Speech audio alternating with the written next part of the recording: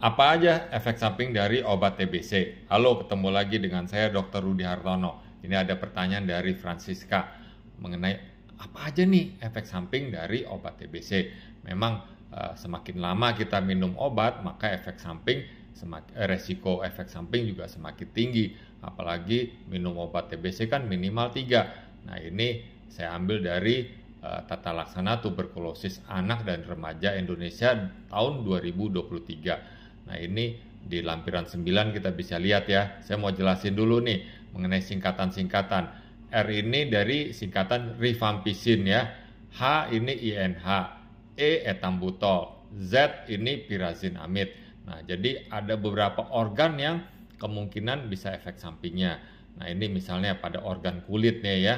Nah, semua obat dari rifampicin, INH, etambutol, pyrazinamid. Nah, ini bisa gatal-gatal ya, dari derajat ringan sampai berat. Nah, ini kejadiannya juga cukup sering nih ya.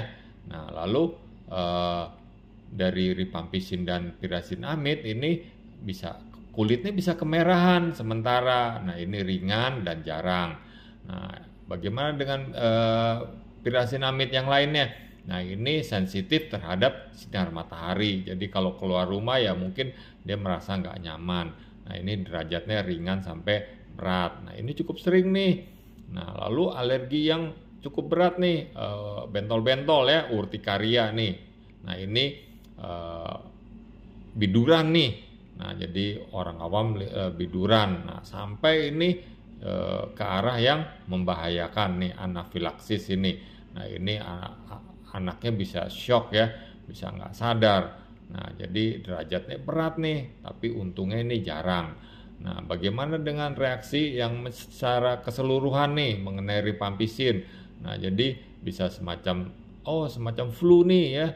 Nah, tapi bisa juga yang lebih berat nih, hipersensitivitas, jadi semacam alergi juga ini. Nah, ini untungnya juga jarang.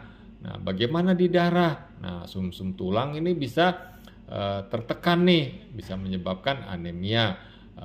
Darah putihnya juga bisa tertekan, juga trombositnya jadi gampang berdarah. Nah, ini dari yang ringan sampai berat, tapi untung aja kejadian ini jarang. Nah, bagaimana dengan susunan syaraf? Nah, ini biasanya golongan INH ya. Nah, jadi biasa di anggota gerak nih, di tangan, kebas-kebas, atau mudah pegel-pegel begitu, derajatnya ringan sampai berat. Nah, di mata juga bisa nih dari etambutol, INH ya. Jadi matanya sensitif, matanya nggak enak ya. Nah, lalu ini bisa terjadi berat nih. Nah, tapi umumnya ini sangat jarang pada anak. Nah, yang paling sering tuh di hati nih, rifampicin, INH, sama pyrazinamid ya. Jadi mual, muntah, nafsu makan berkurang. Nah, lalu bisa kuning ya. Nah, derajatnya dari ringan sampai berat. Biasanya kita cek fungsi hatinya ini. Kalau lebih dari 3 kali nilai normal, biasa kita hentikan. Nah, ini kejadiannya juga jarang ya, tapi sering pada anak-anak yang terkena HIV. Nah, meskipun ini kedengarannya wah serem ya.